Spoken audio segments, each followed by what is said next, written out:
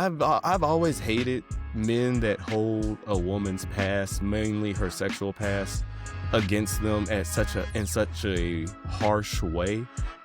And it's usually the guys that have done some of the most depraved, nasty stuff. When I said racists be the worst at gaming, they're also the worst at making music as well. There's no good. I hate those arguments where it's like, oh, well, there were black slave owners and stuff like that. That's why I do that whole thing about not giving away the N-word pass and all that. Because how much you want to bet? Yeah. He was one of those that got one, and it started changing how he viewed and went about doing things.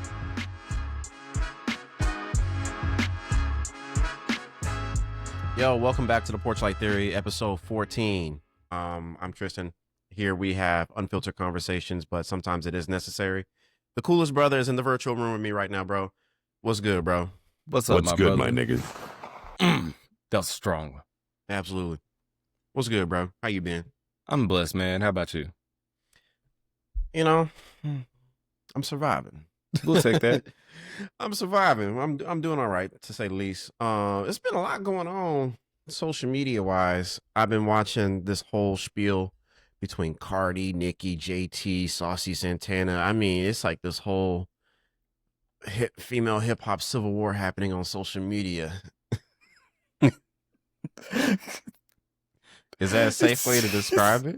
It is. It was just saucy. I don't pay too much attention to it, but I heard Saucy's little live on X or Twitter or whatever it's had me rolling. That's a messy individual right there, but that's one individual I would not want to read me for filth. If I was Saucy Santana, I'd be like, how the hell did I get roped into this? Like, I didn't even do anything. What did I do? Total Mr. Meeseeks moment, man. It's like, why did you feel like you needed to be a part of this? Yeah. All because, what did you want to say? I'm going to say all because, she wanted to involve herself in this beef for what? Like, this had nothing to do with you. But Cardi didn't say anything about Nicki in her album, did she? I don't know. I don't think she did. I listened to the album. It was good. I don't think she said anything about Nicki. She said something about Bia and JT. But I don't think she said anything about Nicki. But like we were talking off camera about this. Nicki's been beefing with everybody. Yes, like Cardi said, how do you beef with SZA? Like, of all people to beef with, why are you beefing with SZA? Like, she does nothing but sing and chill and parlay all day. That's about it. Who does that? Who beefs with SZA? I can't even imagine an artist who would beef with SZA in the R&B, spectrum. That's like arguing with the quiet kid in class. Like, why? Like, you're just going out your way to go poke at the quiet kid. Like, they're not bothering anybody, bro. Leave them alone. You're just a bully. Picking on anybody you see as an immediate threat to you. Like, all right, Nicki, relax. Okay, we get it. Honestly, you've had the you've held the hierarchy of women rap for so long, and now you don't know how to share that space with other people, and then you have someone who's not even kissing the ring. As a matter of fact, they already tried to play nice with you, but then after that, you're like, I'm just gonna keep doing my thing. I want to tread lightly because a few episodes ago you did say that Barb's fans are like a collection of fans that you would stay away from. I have full beef with Barb's. I don't care. That's I don't care. They do what they want to do, but that blind loyalty like that is cultish. If you are a fan of Nicki Minaj, you should get her help. You should be able to critique when she is screwing up, and boy, oh boy, she's definitely been screwing up. I used to be a huge Kanye fan, but I stopped listening. Like, no, like you can't support this. You ain't the same Kanye. The Kanye from Graduation to My Beautiful Dark Twisted Fantasy, beautiful album by the way, but one of my favorite albums of all time. He ain't the same Kanye no more. I mean, hey, I'm gonna go ahead and say it. Kanye, low key, he a groiper, bro. Yeah. He low And key a groiper. I know that there's people out there that are like, oh, well, you got to just be able to separate the artist from the from what they do. And it's like, no, I can't. Like, that's morally, that's just wrong. Like, we already kind of sacrifice our morals and ethics for a lot of our entertainment when it comes to what we're actually willing to, receive and stuff like that. But to certain extents, I'm not willing to compromise or gray that area enough to really continue to listen to them in that way. Yeah, everybody has a hard line. Like I had stopped listening to Tory Lanez immediately. Mm-hmm.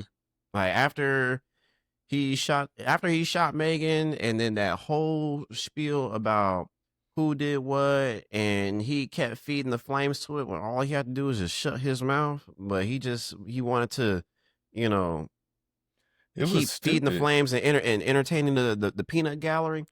People I forget. I can't jig with that no more. People forget when he had that thing with August Alsina, and then he came out and was like, "Oh, nothing happened," and then the video comes out literally like the next day, and it's like, dude, just lying. But y'all don't. But when it comes, that whole Tory Lanez thing is.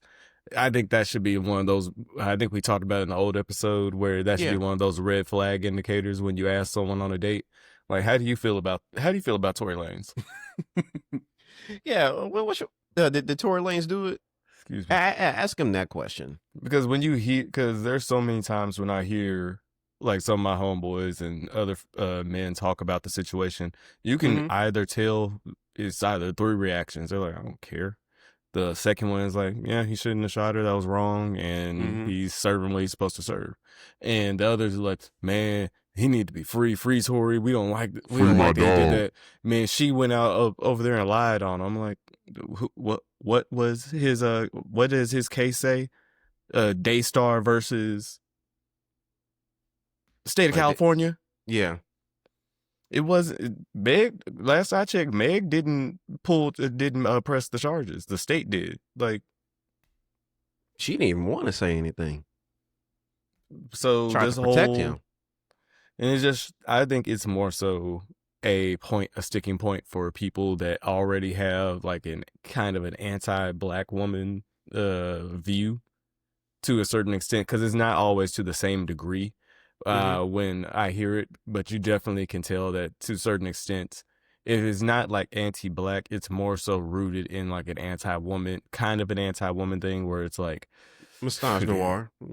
Yeah, it's I don't know, because I don't want to label all those that scream free Tory and all that, and with that kind of, I don't want to label them all as just like these terribly misguided people, because there's women that are also supporters of his and all that don't believe it. So it's just messy, and I feel like it's misplaced anger when it comes to that situation. And people are willing to forego the facts when it comes to that situation. That's what's even crazier. What do you think they're angry about, man? I don't know. Men, I don't know. It's just something about women and their ability to like express or just exist in a manner that doesn't necessarily coincide with what a man wants, that I think creates issues. So the fact that Meg at the time was an icon and a symbol of, freedom, expression. Like, she could do, she was doing whatever she wanted. She didn't care what men said, what women said. She was doing whatever she wanted. And I think that people were upset at that. So the fact that something like this happened to her, I think it did not lend people's best when it came to how they reacted to the situation. This might sound strange the way I'm trying to word it. Like, folks who are mad or angry, especially men, when it comes to women expressing themselves, it's almost is it safe to say this is a matter of them trying to control a woman, or it's the fact that they don't have the ability to control someone who is blatantly being themselves? I think so. If you have someone who is expressing themselves sexually, they are exploring partners and whatnot. I'm not trying to body count Meg or anything like that. But, but when you have public figures doing that, then you have, a collection of people who try to put these purity shackles on people and to make them as an Yes. example. You know what I mean? But we don't see that same energy when it comes to Future having, damn near what he probably has like a dozen kids or something like that. We don't see that same energy when it comes to what? Who's another celebrity that has a bunch of Nick kids? Cannon, Nick Cannon. NBA young boy, I was Offset. thinking that too. Like, come on, man. Like, I don't see the purity shackles that y'all trying to put on them. Like, Not even y'all just not that. y'all not telling them to wrap the Jimmy up. But when it comes to, I don't know. When it comes to a woman, you just think, you have mental, physically, you have mental and physical access that you think you are entitled to, and that's far from the truth. It's kind of weird. Not kind of. It is weird. Because a lot of it, if you think about it, one of the examples I always like is a man could literally have a child a day for an entire year. A woman could have one child in a year. Yeah. Yet the fact that men are more sexually, free to go about and do things in ways that if a woman were to move in that same way, she would be vilified and just might as well put the red A on her at that point. Because the way that they treat them, I've just never understood it. Because the double standard is ridiculous in my opinion. Because Oh yeah, absolutely. it's that whole thing of, oh man, her past and and this and that. And it's like, what about yours? I've always hated men that hold a woman's past, mainly her sexual past, against them in such a harsh way. And it's usually the guys that have done some of the most depraved, nasty stuff. I have one homeboy that really preaches that whole thing, like, I can't be with a girl that's been doing this. She can't have a high body count, do all this. But it's the same guy that's doing stuff in the club bathroom, and then that same night going back home to his girl. Like, come on, bro. Like, like it'll be those guys. They'll be like, man, I want a pure woman, but they're not living with the same purity in which they want from a woman. So it's like, to what degree are you really trying to? What are you really trying to achieve with that rhetoric? Like, what type? You obviously want a certain type of woman, but the actions in which you put out wouldn't attract that type of woman. So now you're just sitting here angry at every woman that you interact with because they're not what you want or you want to attract, but you're doing the wrong things to attract the women that you actually want. You want a trad wife. That's what you really want. A lot That's of them what it do want sounds that. like. A lot of them do want that. You want a trad wife. You want someone barefoot, pregnant, in the kitchen, cooking your lasagna. But I do want to circle back on the conversation that we were having initially about Nicki just crashing out on the internet. And I do want to say that it's just, do you think her legacy has been destroyed? Is she destroying it, or is it destroyed? Were you silent or were you silenced? I'm sorry. Is it destroying it? Is she destroying it, or is it already destroyed? I would say for me it's destroyed, because you went after someone's kid, called him a monkey. Yeah, that was terrible. Out And of pocket. you've strained your relationships with so many people, and it's like, how do you recover from this? Like, what would she have to do to recover from this? Because of course she's going to have her diehards that are going to still rock with her and still listen to the music and all that, but I don't see anyone really in the industry trying to touch her with a 10-foot pole right now. Like, unless you are JT, or Ice Spice. She's crossed some lines. But even then, I was thinking, because Ice Spice is cool with Lotto now. She may not even really want to engage on that level, for a simple fact that it's like, you bad for publicity right now. Yeah. Same thing with Mariah. should distance herself from Doug because you bad for Mhm. publicity. And you notice it's these people that had these manic and very imbalanced personalities that seem to be crashing out later on. You said the right word, bro, because people are saying she's coked out. I think she's having a manic episode and she's taking it out on social media. I think it's something worse. What do you think? Schizophrenia? I think Cardi said it best. It's kind of what Cardi said. She, of course, this is all alleged, that it currently is the whole allegedly. Allegedly. I'm alleged. You are alleged. Okay, we're not even real. This is AI. Exactly. You were saying, bro. But allegedly, I think it is quite what Cardi said. I think she's very unhappy. She's very unhappy. Like, money can't buy happiness at all. And you can tell, like, there's times where she's been on interviews, you just look in her eyes and you're just like, that's not the face of a happy person. Like, she just looks soulless sometimes. Mhm. And also it's the whole, I think her husband for sure is not good for her, because if that man loved her, he would have been got her off the internet and been like, hey, we got to stop. And Yeah, where's your PR team? And what else was Cardi saying? She was at the whole thing about your husband over there maxing out your credit cards, buying all this stuff for everyone, and he's letting you get into these episodes because it's distracting you from what he's doing at home. Based off of what Cardi is saying. Based off of what Cardi is saying. I think Yeah. it more aligns with that.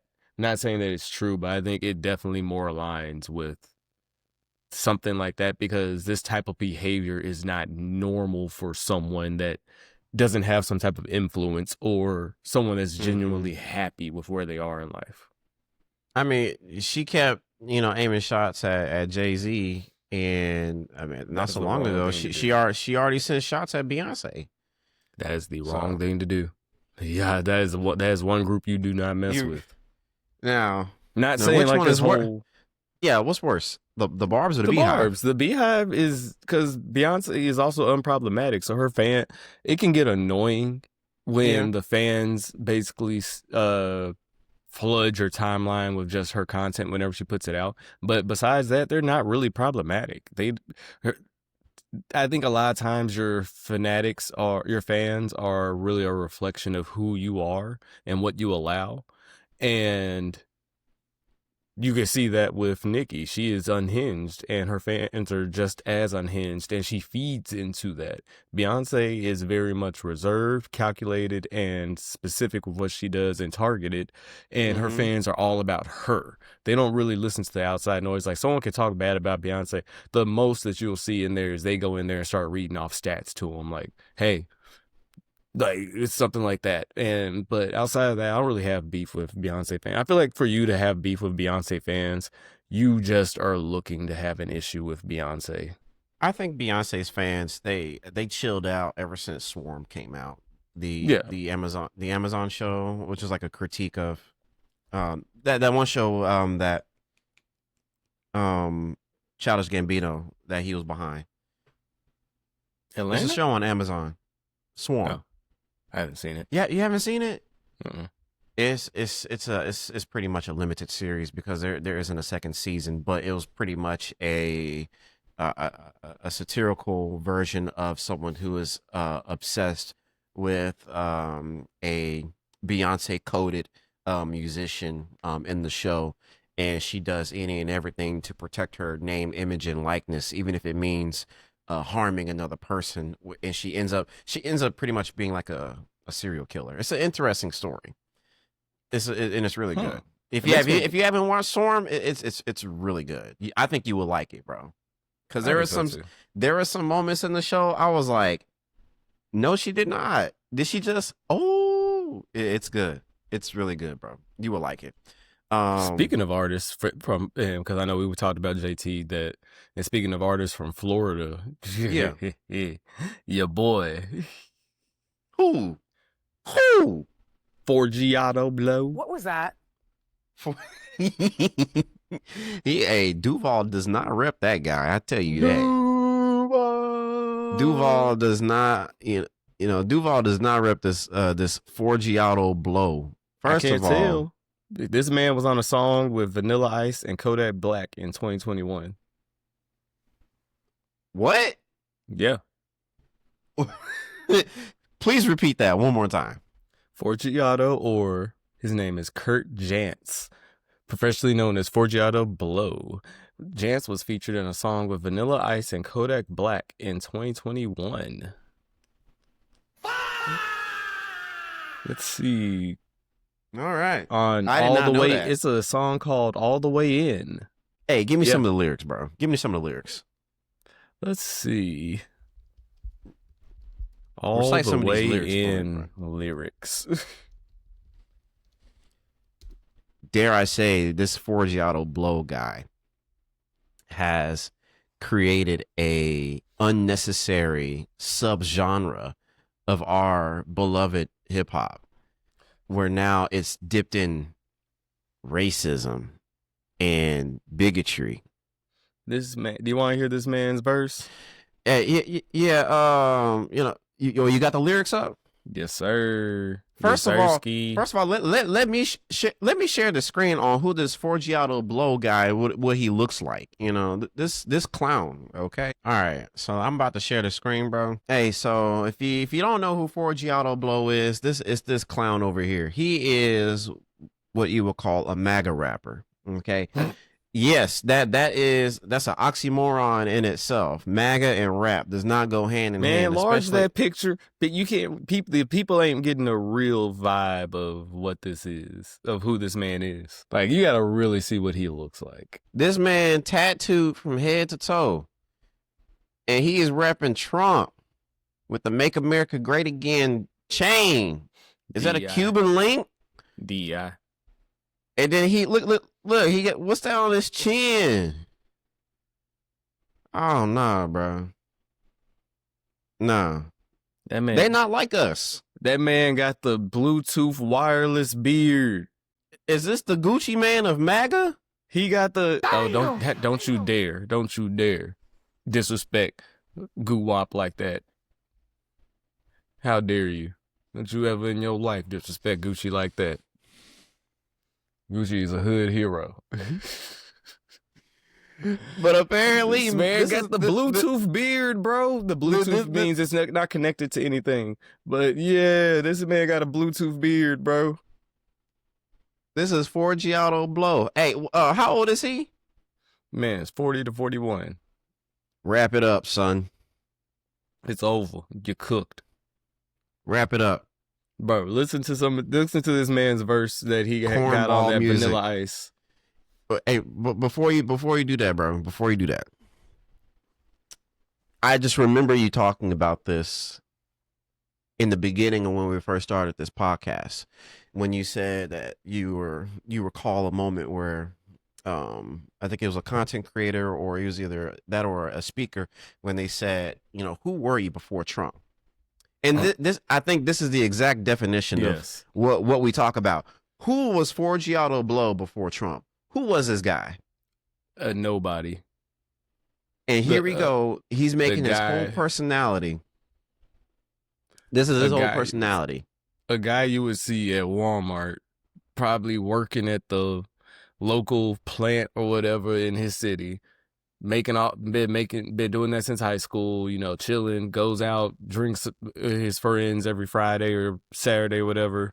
And yeah, that's all he was up until Trump became a thing. If he was in Texas, he'd be a oil field worker from East Texas. With those tattoos, he'd be a welder. You're right. He might be a welder. He might be. You're right. You might be onto something. He'd be a welder. Absolutely. He'd either be a welder or a mechanic. Oh, definitely a mechanic. Diesel mechanic. Definitely a mechanic. I mean, we could roast this dude all day. But I don't think he would have all the tattoos before this Trump. I don't know. We would have to see what this man looked like. He got before a all dollar this and a Trump stuff. dream. And before he got famous, he had a dollar and a dream. Look at it now. That's the ultimate grifter right there, bro. Aren't they Grifter to all? the max. They really all are. Read it. Give me some of his lyrics, please. All right. Because I remember this song now. Because what's it called? Was it either the Daily Show? I think Daily Show or Trevor Noah had reacted to this back then. Yes, it's from 2021. So yeah, it would have been Trevor Noah. He says, "I got a double cup of that Sprite. That Sprite. 4 Giottos off white. I'm on my dope boy vibe. You know that cocaine high. I'm blowing bands off in," and then in brackets it has a question mark. So they don't even know what he said. Unintelligible. Okay, we're going my somewhere. neck on ice, ice baby, wrist flooded, all VVs. Came a long way from a QP, Kodak the goat pulling off in the lamb. Dope boy nuggets, my jeans from Japan. Oh, bars. Sold Johnny dang white stones like vanilla. Looking for a ride or die like we're unintelligible. Unintelligible again. These are his lyrics? Yes. Like I'm baby, like I'm baby. 7 rings like I'm unintelligible. B word, I oughta put me in the Wraith and let me go because I'm famous. That's it. That was his whole verse. Garbage. How much did Vanilla Ice pay that man for that verse? Garbage. How much did he pay that man for that verse? Remember when I said racists be the worst at gaming? They're also the worst at making music as well. There's no good conservative rapper. Azalea Banks. Let me shut up. Like I said, a good rapper. Let me shut up, like because Azalea Banks will read me for filth if she ever caught wind of that. Who cares? Let me chill. Who cares? What's she gonna do? So how do you feel like someone like him would feel about the fact that Bad Bunny's gonna be performing at the Super Bowl? Bro, 4 Giotto blow. Can you imagine him like finding out? Bad Bunny? He don't like America. He's not even American. Bro, he's Puerto Rican. Wait, where's that clip of Tommy Lauren getting sunned by Crystal Ball? I can find it for you. Let me find it real quick. Let's see who finds it first. But do you think Bad Bunny's a good choice for the Super Bowl? I'm not that knowledgeable about him, but it seems fine, and I don't know why it's a big deal. Seems like a great American artist, so sure. He's not an American artist, but he's Puerto Rican. That's part of America, dear. Yeah, you don't think you have any problem with him saying the ICE is? Well, I'm sure you don't. Mother effers and sons of and that he's not going to perform here due to immigration. America agrees with him on that. You think so? Majority of Americans think ICE has gone too far. They've watched videos of 79-year-old business owners be slammed to the ground and their ribs broken by ICE. So I think the American people are probably on board with that message at this point, Tommy. What was that station she was on prior to this? The Blaze? Tommy Linguini. Yeah, she was on The Blaze. She was so good at that where she was just yada yada past the thing. Because if I was Crystal, I would have held her down on that. Like, wait, no. You don't know that he's American? He's an American citizen. Because that whole... How did you not know? Because when she said dear, that was the shortest way of saying, bless your soul, baby. It's all right, baby. God bless you, baby. It's all right. It's all right. You're stupid. You're that stupid. And you could tell that soullessness has gotten to her. Like in her eyes, she doesn't even look like she believes what she's saying anymore. She's just okay. Yeah, he's not even American anymore. Okay. Well, yeah. The grift will run you dry, man. Like you could tell it eats at their souls to the point to where they just look lifeless in the eyes. Like Kristi Noem looks terrible now. Nancy Mace looks terrible. All of them. You could tell that these are people who at some point had morals and ethics, and then all of a sudden, once they got on that grift train, it just said nope. I got a good one for you. You mentioned who? You said you mentioned Nancy Mace. Who else? Nasty Mace and Kristi Noem. Kristi Noem, Pam Bondi. I got a good one for you. Laura Loomer. Laura Loomer. Hey, yo. Hold on. Let me share the screen again. You can tell who's always been a terrible person because they can just do it and hold no issues. They just are terrible people and they're like, I don't care. I'm used to this. But you can tell the ones that aren't used to having to be a terrible person, it just wears on them. I mean, if you keep hating your heart, then you're just gonna age like an avocado or a banana that's left in the car. Someone has said that about a lot of the Fox News anchors and all that, how they just look, they force them to look like the same type of. They don't look healthy. Dry, pasty. Ugh. Like, is this your king? This your queen right here? Is this? Hey, bro, Laura Loomer is 32. She's 32? Laura Loomer is 32. Ooh. All right. Hold on, bro. Hold on. Let me show you. Chin, chinny, chin. Let me show you. Laura Loomer, 32, 1993. She's a younger millennial. than us. She's younger than us. That is wild. She's 32. She's younger than us, and she looks like that. That is insane. And she's the one calling Jasmine Crockett a ghetto bitch out here, a black ghetto bitch. Really? I love Jasmine Crockett. Hey, shout out to Jasmine Crockett. Right there. Hey, all right. So that's Beautiful Jasmine Crockett. Right, she's 44. Okay, so let's look at this one more time. Laura Loomer. That's 32. 32. That's 32. Jasmine Crockett. Okay, Jasmine Crockett. Jasmine Crockett. Yeah, she had the audacity. That's 44. So if anybody who's ghetto, it's Laura Loomer. Definition of it. Like, come on, let's be real. People who are anti-black are quick to say, there we go, because they're even black people that are anti-black. Mm-hmm. Yes, people who are anti-black are quick to call us ghetto. There we go. You know, they're quick to use that G word, but I think it's an actual projection of how they behave. Look at the discourse right now on social media with the Hodge twins, that Blair guy or whatever his name is, and all the Grifters. all the black conservative content creators getting called out for being, shuck and jivers. Trash pandas? Mm-hmm. Shuck and jive. Cost of grifting. And it's expensive. And it's crazy because you always see them, and it's gonna sound bad. It's always a very specific type of black person. Because I say that because the Myron Gaines of the world, I don't consider black, but it is always you can always tell. It's either the bad haircut suburban one that didn't really get exposed to a lot of black people, or it's the rich. It's the rich ones, the upper class, the rich conservatives, the upper class one that they probably play football in high school, so they're all nice and chiseled, but they only grew up and all that. But you would think like, oh yeah, that's a well-to-do black person. Nope, they are not what you think.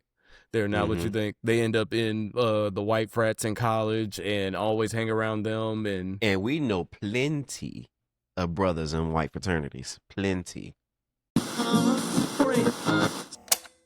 I'm glad that you brought up this MAGA rapper, because not only is he a huge cornball, he's trying to how do I say this, blend MAGA rap and hip hop together. You've heard of hip hop, right? The what? Yeah, so hip hop is another subgenre of hip hop. So think of like your Bubba Sparks, that's hip hop. Thanks to Timbaland, that's how that subgenre came about. What? Yeah, hip hop. It's real. You can Google it right now, bro. Bubba Sparks not black? Nick.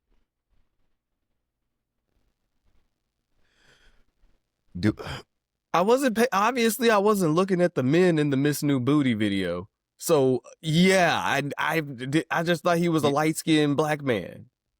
You knew we both know Paul Wall is white, right? Yes, I'm fully aware about Paul. But you didn't know that Bubba Sparxxx is white? Name 5 Bubba Sparxxx songs. I don't just exactly. Just so why would I know? I just know I grew up in the BET era and I saw the video. I paid attention to what I wanted to pay attention to in the video, and it wasn't him. Yeah, Bubba Sparxxx is white, and him and Timbaland, they linked up, and so that's how is it hip hop? Because he's a country white boy. He prides himself in doing that mudslinging, crawdad eating with an 808 behind it. That's his theme. This man Bubba Sparxxx dropped a new song yesterday on YouTube. That is wild. Would have never known. That is wild. Would have never known. But the point I'm trying to make is that Forgiato Blow, his trash asses, he did a song with a country singer named JJ Lawhorn. Okay, garbage. But let me go ahead and share the screen to this article right here. It's from The Root. Boom. So peep this, bro. So folks on social media are outraged after self-proclaimed rapper Forgiato Blow and JJ Lawhorn dropped a song called Good versus Evil. So on the record, the two MAGA men sing, quote, "We need a big tall tree and a short piece of rope. Hang 'em high at sundown," end quote. He said that, dead ass. Boy wouldn't bust a grape. This clown right here, the one on the left, that's Forgiato Blow. Mm-hmm. And that's JJ Lawhorn. So I don't want this MAGA red pill, misogynistic, racist content coming into my beloved genre. Who are you? License and registration, please. This is disrespectful to the genre. I don't like that. I fully believe we should gatekeep to a certain extent. And that's Absolutely. why it kind of goes into our climate right now, where I feel like we spoke on it a little bit last time. The Young Thug choosing to put out that song now, Ninja, and the words in it and all that, and especially in this political climate, we know we're going to hear that at some conservative rallies, some MAGA rallies, and Trolls, also in spaces. Like, they're going to be utilizing it. Basically, every racist is going to utilize that to disparage black people, and he gave them that ammunition willingly to do what? To make a joke, to go viral. And the fact that there are people, which I hate that about our people sometimes. The fact that I do love the fact that we don't take stuff serious all the time, but it also can be a detriment too. We need to establish a hard line. I'm sorry to cut you off. No, you're right. We need to establish a hard line. Because no, that's not funny. Like, read the room right now. Like, this is not something that is a great or a good example by any means for what should be a representation of where we are as a people right now. And that's not even to come off as like high and mighty by any means. That's just saying that that's being fully aware of where we are right now, and putting something out like that puts us further back than it does get us further. I said in the last episode that people who are anti-black do not know how to read the room. They want to go to HBCUs and want to have these debate conversations with you. Screw that. Don't even go for it. Now they want to rap about the fact that I'm saying they rap. Now they're rapping about bringing a short rope and a tree at sundown. In my journalistic experience, I've been to a sundown town. It is the most frightening experience ever. I specifically remember I was telling one of my friends about this, where when I was a reporter back in Illinois, and it was Effingham. If I remember correctly, it's Effingham. And I specifically remember doing a story about someone. I don't remember the whole thing. I believe it was something about how the municipalities over there, they weren't recognizing Juneteenth. Oh, yeah, I know what you're talking about. And then like one of the civil rights activists over there who was mentored by Medgar Evers, he was trying to make it a big deal in Effingham. Hey guys, real quick. I had to make a quick correction on this episode of Porch Light Theory. I had to go back and find the article that I was talking about. It was a candidate for mayor in Effingham, Illinois, and he claimed that the city didn't recognize MLK Day. And so I reached out to the mayor, and he said that was technically not true, saying that city employees could use one of their PTO days. So here's the article. This is when I was a reporter back in Central Illinois. So feel free to take a look at it. I'll make sure I leave the link to the story in the description. But I just want to make sure that you had that quick clarification, so that way I'm not giving out bad information.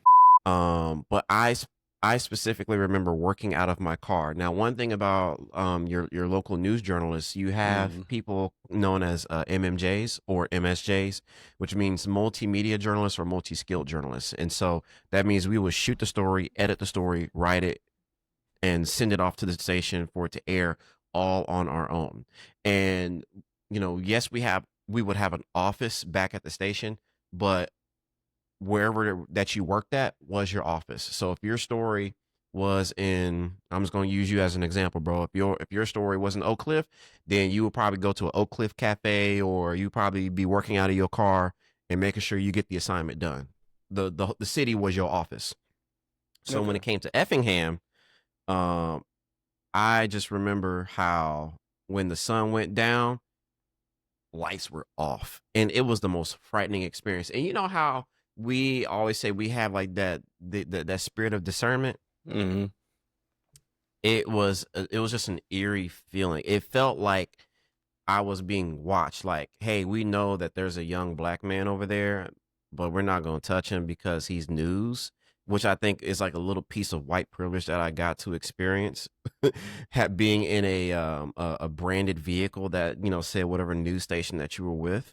So it was an eerie experience. I remember, bro, working in East Texas, and there was a place called Darktown, and I know what you're talking about. And the name lived up to it, where when the lights went down, when the sun set, there was only one street lamp, and it lived up to the name of Darktown. I remember calling up the producer saying, "Hey, I'm in." The folks around here call this place Darktown, and I mean, they weren't lying. I remember the producer telling me, "Bro, hurry up and write your script and get the out of there." I have been in so many situations where it was questionable for me as a black man to be there. So to rap about sundown and short ropes and trees is tone deaf. You're not reading the room. You're especially not reading the room after a young man was found hanging from a tree. What's his name? Trey? Which is his autopsy found that he was beaten prior to being hanged, prior to being hung. So, but you know, we shouldn't be taking serious the fact that there are still lynchings occurring in America. The fact that you got ICE running into people's apartments in Chicago and taking real life citizens, like, was like, where are we as a country right now? Here we go. Shout out to Colin Kaepernick because he funded the autopsy. And this is according to, I'm gonna share the screen if that's cool with you, bro. Yeah. So this is this report is from Black Enterprise. So according to an update to a report from the Chicago Crusader, activists who are working with the family of Trey Reed and a verified source who is not authorized to comment publicly, the Independent Autopsy Commission, by Colin Kaepernick's Know Your Right Camp autopsy initiative, which has not yet been released to the public, will confirm what black people have already instinctively knew. Reed did not die by suicide, as the Cleveland, Mississippi Police Department initially alleged. Okay, I'm just going to go to read a couple more paragraphs. As previously reported by Black Enterprise, after Reed's family and civil rights attorney Benjamin Crump challenged the initial ruling, that the Delta State University student died by suicide on September 15th and demanded transparency and a thorough investigation. Colin Kaepernick's organization stepped in to fund an independent autopsy to uncover the truth. Now, per a report from the Mississippi Clarion Ledger, although the official autopsy has not been released to the public, some of the initial commentary and rumors around his death, amplified on social media, connected his death with the death of a white homeless man whose death was also ruled a suicide. Not a lot of people are talking about Trey Reed. Which again, it's sad that it takes all this for it to happen. But the fact that, like I said, the fact that we have a country where this is still happening is wild. It's more indicative of where we are than where we thought we should be at this time. Mm-hmm. And, are you watching Peacemaker yet? Like the John Cena? Mm-hmm. It's a really good show. Oh, no, I haven't watched it. I'm someone, I don't like weekly releases, so I wait for at least a season or two to come out. Yeah. So with this one, since it's in season 2, I'm going to wait for the whole season. Are you okay for a miniature spoiler? Sure. So Peacemaker inadvertently goes to the X dimension where the Nazis won World War II. And so his friends are trying to retrieve him. They're trying to bring him back to the original Earth, the original dimension. One of them strays away and finds the doppelganger of himself. Mm-hmm. And that's when he learns, hey, this place, this is where the Nazis won World War II. And so he's telling them, oh, where I'm from, America won. And the guy's like, wow, your place must be a utopia. And the guy's like, well, that's the reality that we live in. No. The fact that you, for Giotto Blow, have the gall to rap about the fact that you have pure unmitigated gall. For real. You have the audacity, that you think is the caucasity. Okay. Caucasity. I find it so strange that one, you want to infiltrate our genre, our culture. You want to grift off of it. You want to rap about racism, which is getting a short rope in a tree at sundown. Not only that, you saying nigga. Pack it up, buddy. You're done. There's no room. Hip hop, the House of Hip Hop has no room for you at all. But there's room for Bubba Sparks. You can stay, buddy. That's why I do that whole thing about not giving away the N-word pass and all that. Because how much you want to bet? Yeah. He was one of those that got one, and it started changing how he viewed and went about doing things. We stop giving out N-word passes. Stop inviting folks to the cookout just because they showcase a little bit of rhythm. Or they got a black scent. Or they eating soul food. Come on. It should take way more for us to be welcoming people into our space at this point. Because obviously we see that we are at a place where currently, we got to police it better because it's not appreciated. It's not taken serious. Like, excuse me, the ability for people to come into a hip hop space and just utilize it for their means and dip out. And it's annoying. Like I think we said with the Tommy Richmond thing where you would say that $1 Million Baby obviously has hip hop influence. Absolutely.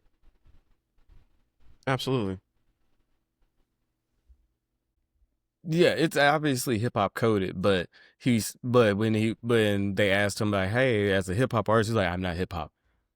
No, I'm not a rapper. I'm not hip hop.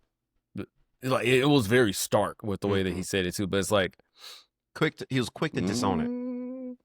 Exactly. Like it's used to get into the space, the pop culture space, and then from there they just turn it into whatever soft rap coded pop of whatever they're about to do next and all that. And sadly, I feel like Post Malone did that. I feel like as good of a sadly, song White the only Iverson is, man. Damn. Sadly, the only person that didn't do that was Tekashi 6ix9ine. No, he disrespected the House of Hip Hop. No, I'm saying the only one that didn't use hip hop to then get into the genre they really want to be in. Sadly, he did it. He didn't do it. He said, "I'm rap. I'm still a rapper. I don't care if y'all like me or not." He's doing his thing from the outside. You know, I really don't give two damns about Tekashi 6ix9ine. True. But I gotta admit, he was funny when he was talking about Young Thug, though. What did he say? But y'all calling me a rat, though. Yeah, you are, buddy. You are. That was hilarious. He was so pissed. And see, and that's why I hate to bring it back to Nicki. You were doing a song with Tekashi 6ix9ine. You really think Beyonce gonna rock with you after that? Given that man's history and stature? Come on, man. The only thing she hasn't done is go after Rihanna at this point. Let's not manifest that one. She don't want them squabbles. Rihanna fight. All right. Rihanna you don't want the Navy coming after you. They still waiting on an we still waiting on an album from Rihanna after all these years. We not getting it. We not getting it. She already broke our hearts by No, Nick. It's all right. How'd she break your heart, bro? By not being with me. I felt that one. Hey, man, I felt that one. I felt that one. Because Good Girl Gone Bad, Rihanna, that is my favorite era. Nah, this current era, thick Rihanna, different monster. Three kids, Rihanna? I'm also someone that has no issues with single mothers or women that have children already. So that's always been my mind. Why is that an issue with men? Like, I'm not about to be out here raising another man's son. I'm like, I bet some of y'all wish that you had a daddy that would have stepped up to help raise you. Like, I'm not the stepfather. I'm the father that stepped up. Like, it's not that big a deal, especially once you get to our age. A lot of these men out here have to realize that you're going to either end up with someone either your age or older that doesn't have kids, or you're going to have to find someone that has a kid by now. It's like, misogyny at the end of the day, bro. It's misogyny. It is. It's misogyny. They look at it as playing another person's saved game, okay? That's how they look at it. That is wild. They look at it as if you have it depends, I guess, on a certain amount of kids that you have, it decreases the value of a woman. And first and foremost, the fact that you are approaching it from a value-like perspective, as if they're merchandise, as if they're a canned good from your local Publix or H-E-B. You don't deserve to be with a woman if you saying that. You know, that's all I gotta say about that. You're weird for one trying to regulate or count or limit, you know, how many kids a woman has and whatnot. It's strange. That decreases your value. Oh, I can only go with a woman who has no kids, and she gotta have less body count than me. And you know, she can't be out here in the club drinking Bud Ice and smoking Black and Miles. But I met her at the club, but now that I've met her, she can't be at the club no more. She can't dress the way that attracted me to her when I met her. She can't do anything. She can't be out with her friends like that. She can't go around any guys. Any guys that try to talk to her is automatically trying to do anything and everything to her. And even though I trust her, I don't trust her. I don't trust the men. I hate that argument so much. When they be like, I trust her, but I don't trust the men. It's like, so you don't trust her. So you don't trust her. You're weird, buddy. You're weird. Like, just like you said, just say you want someone you can control. That's all it is. Like, yeah, there are some women out there that are pick-me's that are like, yeah, I'll deal with that. Or, and this is a big or you're gay. Yeah, that too. You're so straight, you're gay. You're so masculine that you're gay. Gay. Okay. I'm sorry. Sorry. See. You're not proving any point. It's not me. I'm not the issue here. Behind every woman's issue is a man. Let's be honest.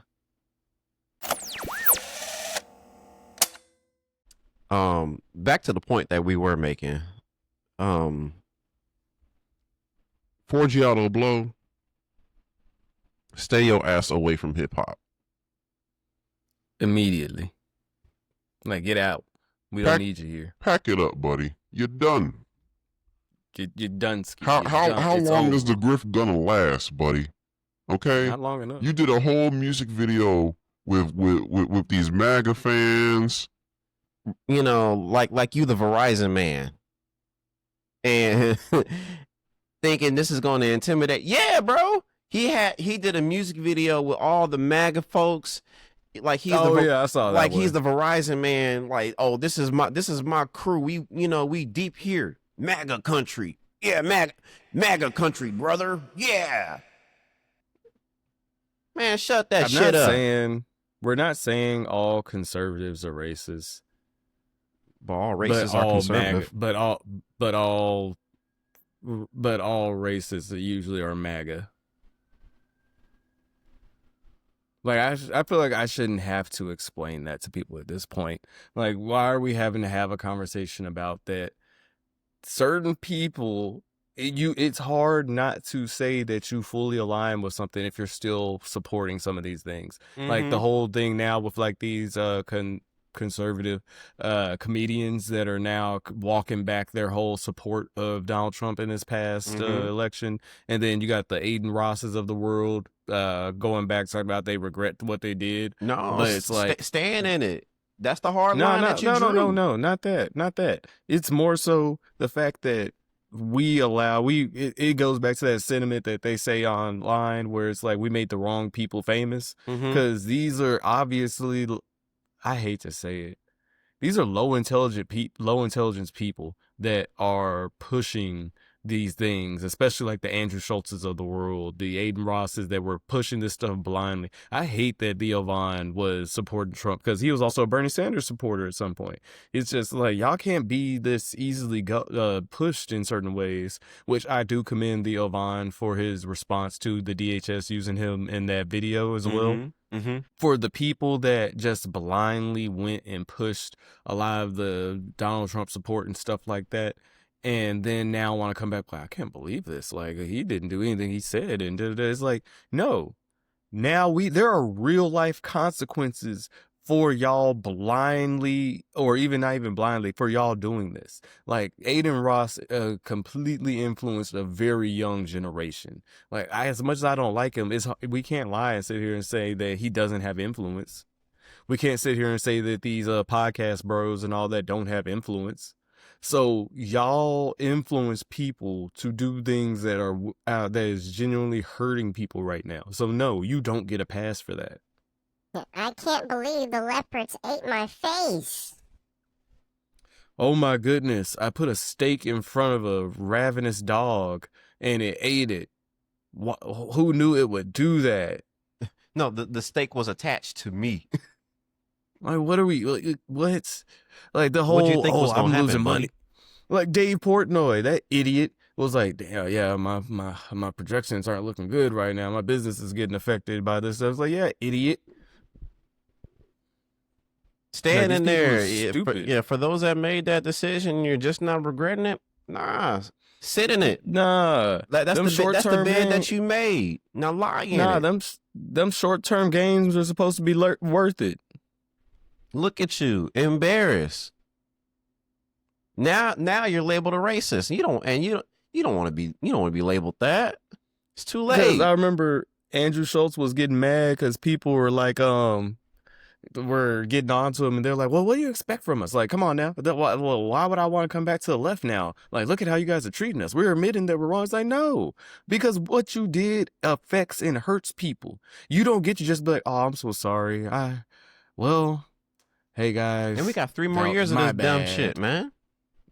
We're not even through the first year. We're not even done with the first year, and you're already expecting forgiveness? Come on, We're on day 4 of a government shutdown. Day 4, day 5? Well, it might be a week by the time this episode's released. But what was it? Trump has now 3 shutdowns. Reagan had 8. Like, yes, it's split. Yeah, it's split down the middle. You said, well, yeah, it's split down the middle as far as, because I think it's like 11-11 for Democrats and Republicans for who's had the most government shutdowns. I think it's tied right now. Mm-hmm. But the fact that Trump's had 3 government shutdowns, that's not alarming. The man was impeached twice.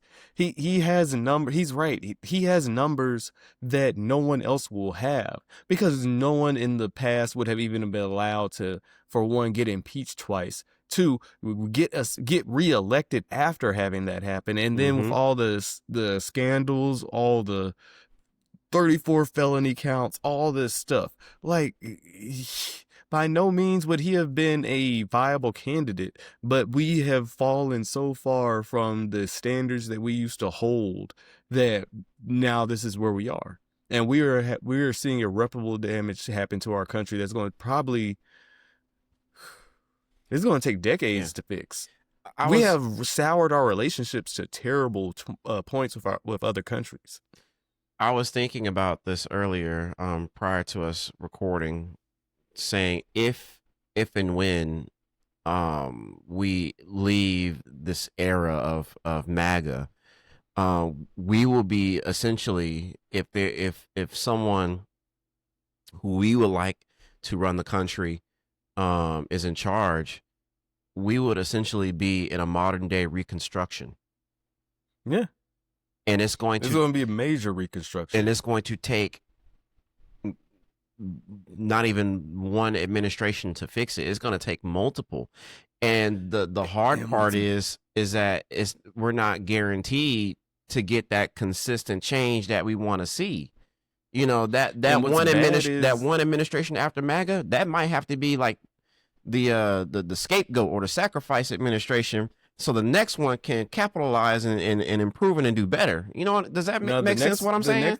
No, it does. The next one's going to have to be basically like Obama, one that gets in there for 2 terms and uses that first term to get everything back in order. Mm-hmm. And then the second term is to put everything back online. And then what we risk is the fact that Americans, well, our best bet would probably be hoping that the next candidate gets in there for 8 years, but also within that 8 years, you know, of course, with the voting and all that the newer generation that becomes voters are also progressive, are also more educated, progressive in that. Yes, just so that way it's going to take that, because we can't allow for whoever comes and tries to fix all this. We can't allow for there to be another regression where they're like, it's been too good and I don't like this. Our companies aren't making as much money because we're having to pay equal wages and stuff like that. Let's take it back to the good old days. And so America's obsession with nostalgia and keeping things the way they are is ridiculous. And the fact that we were a country that was built on innovation, the fact that we were fighting to get to the moon, fighting to show that our intelligence and our education system produces some of the best and the brightest in the world, the fact that we don't even shoot for those type of achievements anymore, but you're willing to cut down on immigration, though you end up with people over here. Yeah, they're not, you know, your traditional Anglo-Saxon American, but guess what? It's still an American-born citizen that is utilizing the resources they have here to help better the country and the world as a whole. Like, at some point, I think, honestly, capitalism ruined America. because you can't have a capitalistic society that actually cares about its people. We say it all the time when it comes to capitalism. Someone has to lose when it comes to capitalism. There will always be someone who wins and gains a lot, and there will always be someone who loses. And I don't see how capitalism nowadays in this generation is serving the public any good. Because it's always going to be the haves and the have-nots. Damn. You have to have the have-nots for capitalism to work. Capitalism doesn't work if everyone's prospering. That's why they hate the idea of socialism and the ability to be able to have a populace that can supply for itself, that can do what it needs to. Yeah, I can't remember which country it was, but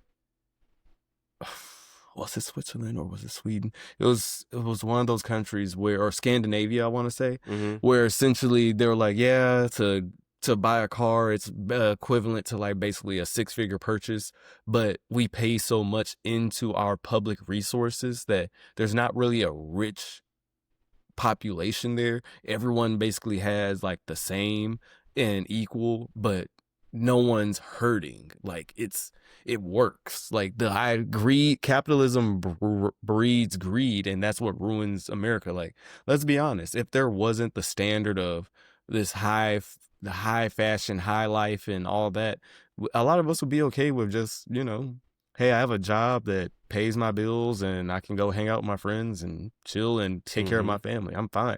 Not everyone needs the exorbitant, I need me a big lifted dually truck and my wife got to have a huge SUV and all the kids got to be in Ivy League schools. Not everyone needs that. Yeah. Honestly, no one needs that. You just need to be able to take care of you and your family and put your kids in a good spot.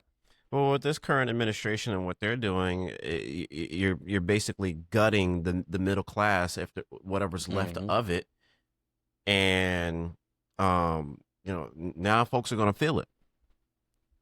More than 300,000 black women lost their jobs. You don't think that's the catalyst for what's gonna happen next after that? So if when people don't have jobs, they get desperate. And when folks get desperate, they do things, they commit crime. And what is it that President Trump is so adamant about? Law and order. And what does he want to do with law and order? Send homegrowns to what? Super prisons, like the ones in Venezuela. He said it himself. Like you said, he wants to incite that. Like, he wants to create the desperation. Yeah. But at the same time, it's going to be that same thing that the farmers let him know. It's like, and a lot of these business owners are going to be like, a lot of these business owners are about to be like, hey, you are affecting our bottom line. People can't afford, McDonald's CEO said it, or CEO or president said it. He was like, right now, people are choosing whether or not, hey, I got to get gas, or do I want to go take the kids to get McDonald's? Do I want to? And they're seeing it affect their bottom line. Watch, you're going to start seeing value meals and all that start really making a comeback on these fast food restaurants, because they're realizing, like, all right, this price hiking is not working anymore, but these people can't afford it. And here's something that's also troubling, bro. Check this out. Project 2025.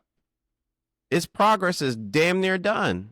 48%, almost half of Project 2025 is almost done.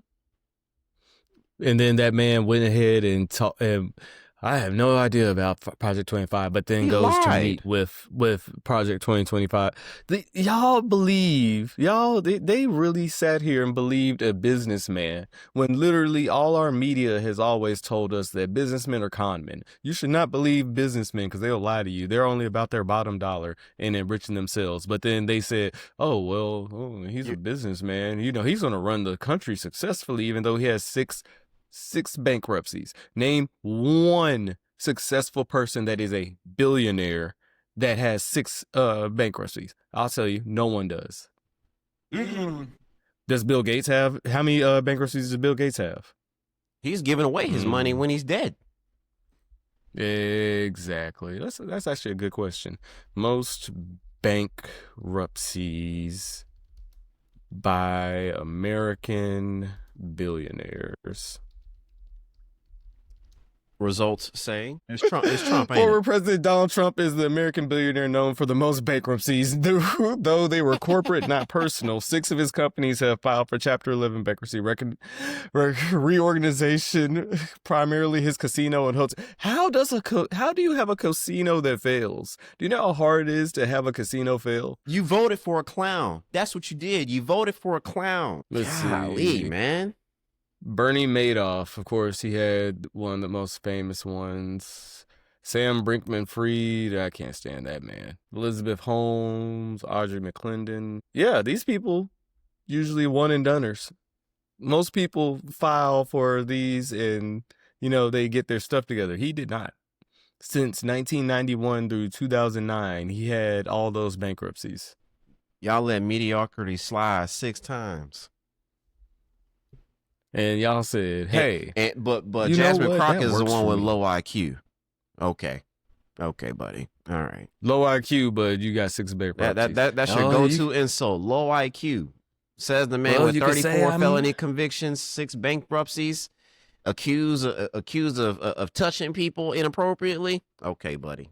Low IQ. Well, you could say I'm actually very smart because I'm not paying. Think about it. Man, the man says that smart people don't like him, but he loves the poorly educated. Okay, buddy. Low IQ. All right. You're a man that broadly that boldly claims he fights to avoid paying taxes. Low IQ. Okay, buddy. But because he says the hateful stuff out loud that you like. Oh yeah, forget all the other stuff. He says that the mean things I like. Mm-hmm. Yeah, I like that. Y'all are so stupid. Like that makes no sense. And now, he's weaponizing this government shutdown. So if you go to NASA or housing urban development, if you go to those websites, there'll be banners and signs that say it'll say something like the radical left is making sure that this government stays shut down. Because they know what they're doing. And it's like, and I'm thinking to myself, the American people can't be that stupid. Y'all can't fall for the okie doke.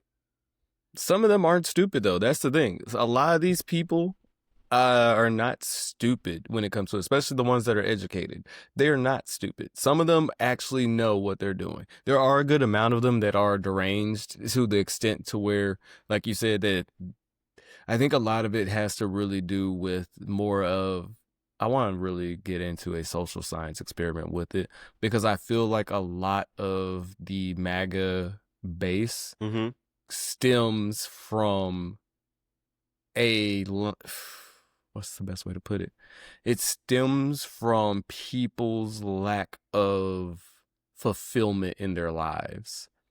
And I feel like America, it does, but while it does have an anti-intellectual problem, I think it has an emotional intelligence. That goes back to what I was saying, emotional intelligence problem, to where people aren't given they're not given the mental tools to truly learn how to process their emotions and feelings.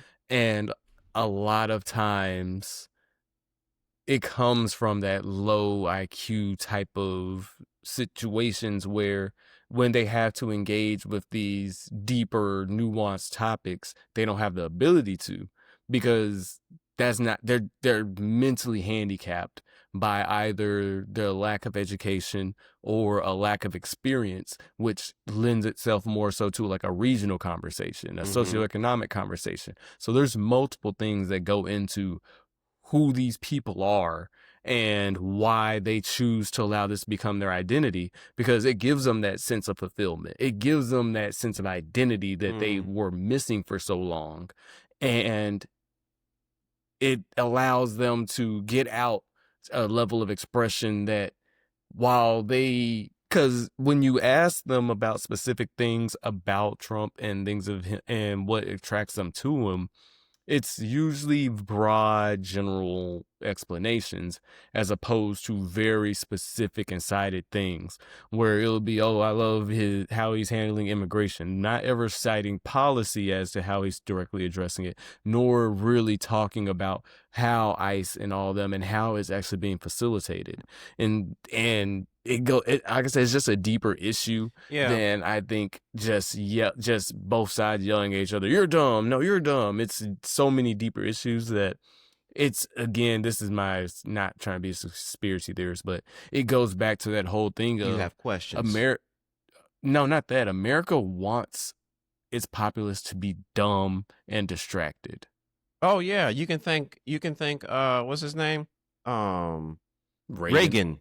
You can thank him for that. Absolutely. I blame Reagan for it. I blame Reagan for literally everything. We're still living the consequences of Reagan decades later.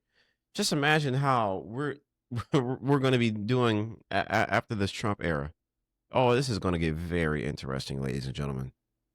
And I would like to just talk a little bit more about what you were saying when it comes to, like, this anti-intellectualism, this apathy that we're experiencing and whatnot. And I recall hearing how there people who are anti-black, they have all of these opinions about us and how we operate and what we do, but they don't have any proximity to us. You know what I'm saying? They don't know what we do, how we operate. They just see the final results of everything. So I don't know white people who go to the hood and try to understand. And I'm not saying that, all black people are in the hood. That's not the case. We're not a monolith, but I don't see white folks going to Moncrief here in Jacksonville to understand. I would say, understand the black community there. I don't see them doing that. I would say it comes from Haley Williams is probably the best example of a celebrity that you can tell genuinely gets it just based off of her word choice when describing racism and her experiences growing up. Like when she was recently on an interview where she basically goes into explaining, and she was very specific with saying this enslaved person purchased their freedom from their enslaver. Like, not just saying their names, but saying the dynamic in which they were operating in from there, because people really need to understand that dynamic. Like when they say this whole, I hate those arguments where it's like, oh, well, there were black slave owners and stuff like that. Man. I was like, of what percent? What percent? Yeah, exactly. So how did they benefit from chattel slavery? And how did they get it? How did they become quote unquote owners? Come on, man, be real. There's always bad faith arguments on their end, and it's like I hate it because it's like I don't engage with people that have bad faith arguments. I think we said it in our first episode. I'm not here to debate facts with you.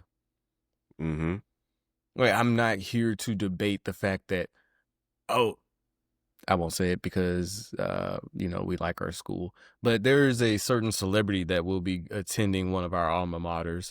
And I was like, this is racist. Of course he's going to show up there. Ooh, Morgan Wallen? What do you consider? Why do you consider him racist? I was like, well, he is a heavy Reagan pusher and was at Trump's rally holding up the. Oh. Really? Yeah.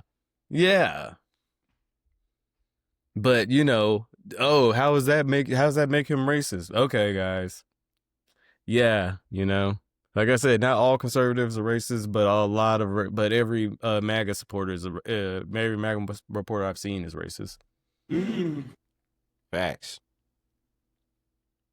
Oh wait, I won't say not every conservative is racist, but every racist I know usually is MAGA. Yeah, there's a fine difference between being a conservative and being MAGA. I think there's a we kind of broached that subject. Yeah, we have. I've talked about it with some of my friends and coworkers where it's like, yeah, it used to be commendable. Like, we used to just be out here and look at each other and be like, man, this is good for us. Like, when you look back at Obama, George W. Bush, George H. Bush, Jimmy Carter, Bill Clinton, respectable politics, where the most hyperbolic or worst thing you could say is you're a liar and your politics are bad and your college that you went to wasn't truly as prestigious as you think it is. Like, it wasn't to this degree. I feel like reality TV was one of the worst inventions of all time, because I think it created that dynamic that people started to expect that in every aspect of what they see on TV. It's already happening again, bro. We got streamers nowadays. Think about it. They wanted to make politics reality TV, and that's what Trump allowed. They're like, and it goes back to the anti-intellectual thing. Mm-hmm. Low intellectual people weren't willing to engage with politics on this level when Trump wasn't part of it. Because guess what? Your regular day-to-day person is not going to have is not really going to have nuanced political takes. I remember. Do you remember that one video of John McCain? He was talking to his constituents, and this one lady was like, "I can't trust Obama. He's an Arab," and McCain nipped it in the bud. No, that's not true. That's not true. He's a family man. We're just two people who have difference of opinions on how this country should operate. We're not getting that anymore. You're not getting that anymore. That's dead and gone, buddy. Like that, the respectability between both sides used to be something commendable, to where there wasn't dread. To me, it wasn't real dread if the side that you supported lost. Like, to the extent now, because that's why I hate that they blow stuff out of proportion. They tried to make it seem like when Obama was president, the world was at its worst. Like, oh, this is the worst thing that could have ever happened. And it's like how? You voted for him twice. And that's what gets me there. And I also hate that, people don't know anything about stats. Oh, half the country voted for Trump. No, it didn't. There's over 300 million Americans. Only half the country voted. Like, no, half the country did not vote for Trump. He only got 70 something million. I don't have the stats in front of me. I mean, we don't really need them, but that's just me, again, arguing against their stupid points where they're like, well, half the majority wants him as president. I'm like, majority of the country wants him as president. No, you don't. For one, of the voting age of people, a lot of people didn't vote this time around.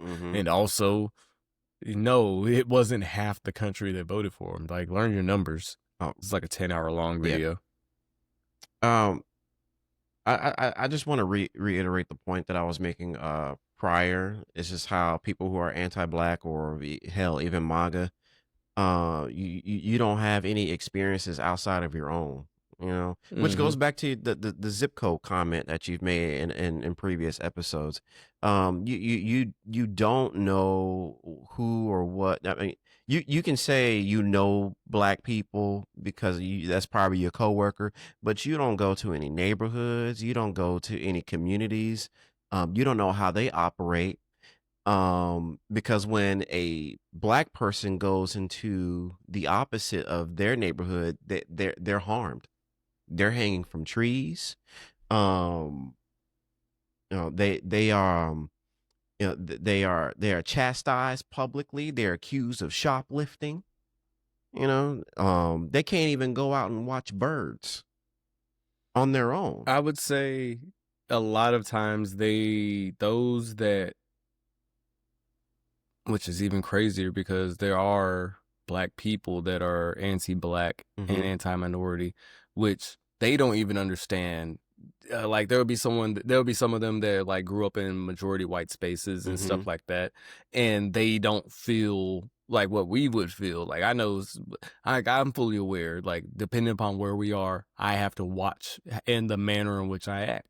Like, I know fully where, like, hey, when I go into certain stores, hey, make sure they can always see what you got on you. Make sure they can always see your hands. Don't try to dip off into corners that are like super secluded and all that, just because I already know the optics are already going to be on me. Not saying that I feel like I should have to do that. I hate that I have to do that, but it's a there are some people like us that look like us that are completely oblivious that they have to do that because they grew up in a area where they were allowed to be in. So they don't understand that. Like there can be people that are the same skin tone as us, same age, same upbringing, but because of where they grew up and who they grew up around, they're not getting the same pushback as, like you and I, we grew up in predominantly black areas. But by no means did that experience taint us. I won't say taint. It did not put us in a position or a mind space to where we are oblivious to the fact that we are black. That's the one thing people don't understand is we are one of the races that we can't hide who we are. Right. You can hide that you're gay. You can hide that you have other things. This is one of the few identifiable things that you cannot hide. Your skin color. Europeans can get away with, oh, well, actually, I'm full white. Actually, well, I'm Scandinavian. I'm actually this. I'm actually that. Or actually, I'm mixed with white and Hispanic. I'm mixed with this, and that. They can get away with that because guess what? You can just look at them, you're kind of, you what's it called? You're white passing? White passing, yeah. Yeah, you're not Halsey black. Yeah, like for us, like it is what it is. Look at us like, he's black. Yeah, it's like you can't hide this. You can't. We have something that is discriminated against that we can't hide. Which it sounds crazy because that's why I've always found it wild when minorities I feel like you have a certain amount in America. You get to check a certain amount of boxes before you should be aware of who you are. Like you cannot be let's say you cannot be a minority or a person of color that is not straight, that is not of a certain religion, that is not of a certain economic status. You can't have all those things going against you and be anti who you are. Damn. You can't have all them strikes against you and be like, oh yeah. You can't, like, I find it crazy. Gay conservative black men. What? You think that they like you? You got too many strikes against you for you to think that they fuck with you. Like, you cannot think that they like you. That is wild. I was watching a video about that not so long ago where it was the old boy from Angela Ree and when he was like, well, I go to the Cheesecake Factory. First of all, why are you at the Cheesecake Factory? Yo, but how do I say this? Is that when we have our conservative black gay neighbors and whatnot, they would deny their blackness.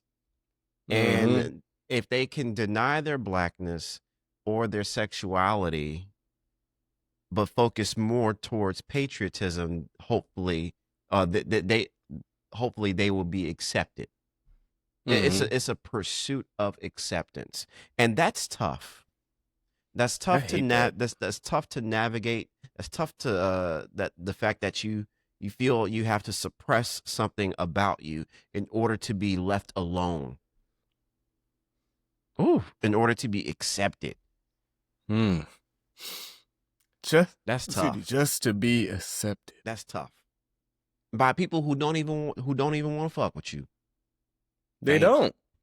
That's tough. Or by people who are willing to use you to get what they need. What do you think is going to happen if and when the Trump administration gets all that they want from Project 2025? Where does that land you, my fellow gay, black, conservative friend? Where do you land in the picture? A DEI hire that they're going to get rid of? You think you're an ally for now, buddy?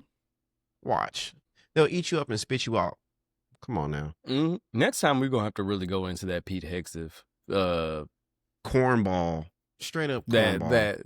That sad display that we're creeping up on 140. Yeah, we don't got time for that. An hour and 40 minutes. But but next time we may have to go in on how he just made a complete called over all them generals. That could have been a damn email, bro.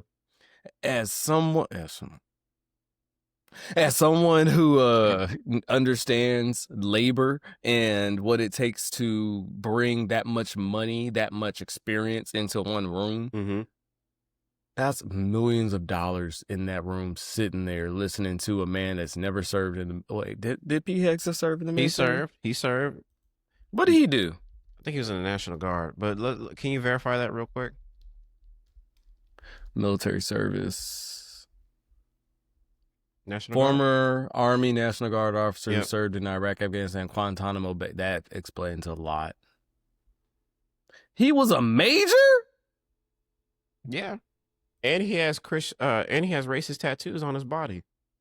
That is wild. And two Bronze Star medals, Combat Infantryman Badge, 2 Army Commendation Medals, Joint Commendation Medal, Expert Infantryman Badge, so he knows how to shoot, Vets for Freedom from 2007 to 2012, Concerned Veterans for America 2012 to 2024. So he later became a Fox News contributor. As well. But yeah, he's an embarrassment and a joke. Where's that video when he was doing some pull-ups? You remember that, bro? Or have you ever seen him do that? Boy was shaking like a stripper on that one. So that concludes episode 14 of the Porch Light Theory. Thanks so much for joining us on this wild conversation that we had today. Make sure you share, subscribe, and review the show, so that way folks like you can find this show and just have a good time joining us on this conversation. Send us an email, porchlighttheory@gmail.com. Again, that's porchlighttheory@gmail.com. And am I forgetting anything? Yeah, shout out to that I can think of. Yeah, shout out to the ladies of the Yap Me Baby podcast. If you enjoy the Porch Light Theory, then you'll enjoy Kanisha and Leandra talking about the quiet things out loud. Again, that concludes episode 14.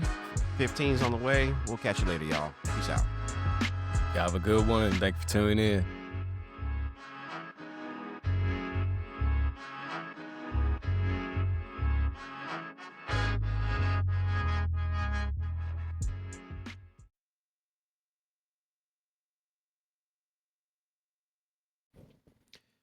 Hey guys, real quick, I have to make a correction to this story that I'm mentioning here on this episode of Porch Light Theory. It was actually a candidate for mayor. 3, 2, 1. Hey guys, real quick, I had to make a quick correction on this episode of Porch Light Theory. I had to go back and find the article that I was talking about. It was a candidate for mayor in Effingham, Illinois, and he claimed that the city didn't recognize MLK Day. And so I reached out to the mayor, and he said that was technically not true, saying that city employees could use one of their PTO days. So here's the article. This is when I was a reporter back in Central Illinois. So feel free to take a look at it. I'll make sure I leave the link to the story in the description. But I just want to make sure that you had that quick clarification, so that way I'm not giving out bad information. Enjoy the show.